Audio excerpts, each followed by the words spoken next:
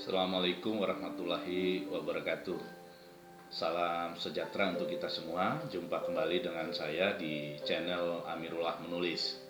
Channel yang selalu memberikan edukasi tentang penulisan, terutama dalam menulis buku.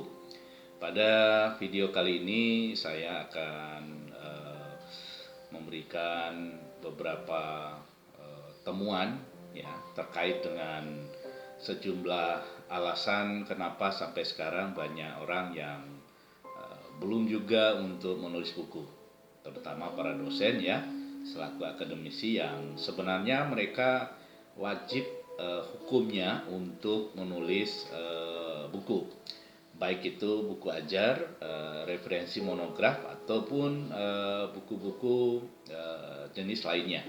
Nah, sejumlah alasan yang dapat saya temukan di beberapa rekan-rekan yang sampai sekarang belum menulis itu, pertama adalah sibuk ya.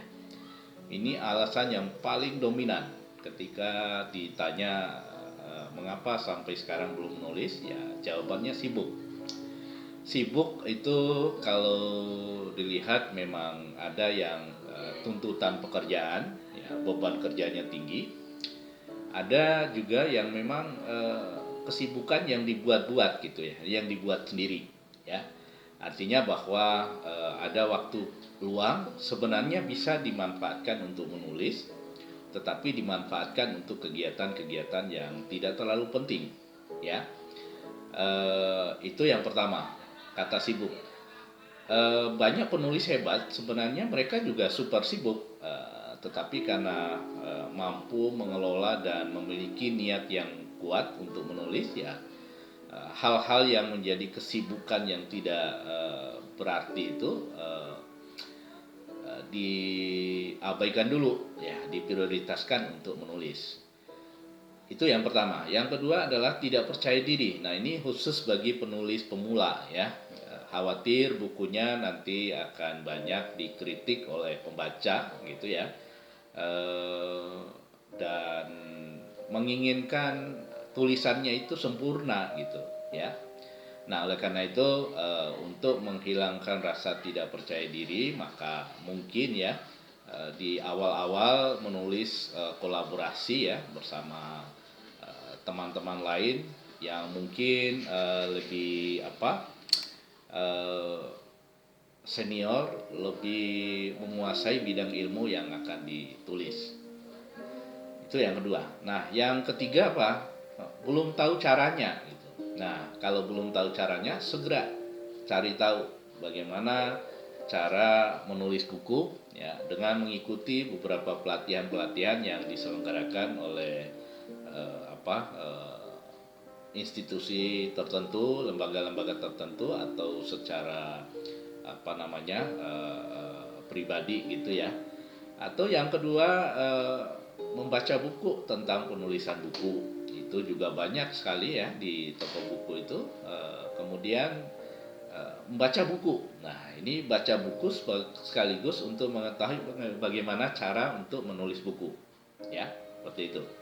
Jadi yang membuat orang tidak mampu menulis karena dia tidak tahu caranya. Sudah tidak tahu cara, lalu tidak mau tahu cara, mencari tahu caranya bagaimana gitu ya. Lalu yang keempat, ada anggapan bahwa menulis itu rumit atau susah gitu ya. Ya memang di awal-awal dirasakan susah, tetapi kalau sudah terbiasa menulis, saya kira kata rumit itu tidak berlaku lagi gitu ya. Orang biasa orang bisa itu karena terbiasa. Nah, yang berikutnya alasannya adalah kemampuan menulis yang lemah. Kemampuan menulis yang lemah itu bisa saja dari aspek kebahasaan gitu ya. Namun sekali lagi saya sampaikan bahwa kita tidak bisa mengharapkan tulisan kita langsung sempurna begitu ya. Ada proses di situ. Kesalahan-kesalahan dalam penggunaan bahasa itu lazim di awal-awal menulis, tapi harus upaya terus untuk memperdalam bagaimana penggunaan bahasa dalam penulisan buku. Kemudian yang terakhir ini yang juga banyak ya di temukan, alasan ini, yaitu merasa belum ada manfaat menulis buku. Ya, belum merasa manfaat karena memang belum menulis. Ya, jadi cobalah untuk menulis. Ketika karya Anda itu sudah ada, nanti akan ada manfaat yang dirasakan. Kalau yang profesi dosen banyak sekali manfaatnya.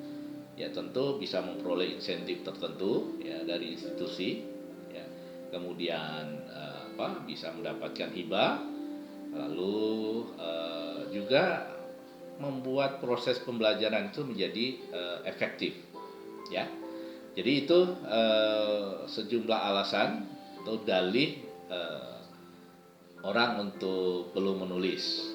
Nah, alasan itu segera dihilangkan dengan cara-cara seperti yang saya sampaikan tadi.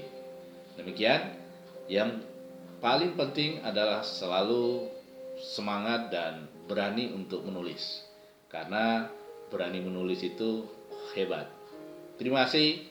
Jangan lupa like, share, and subscribe.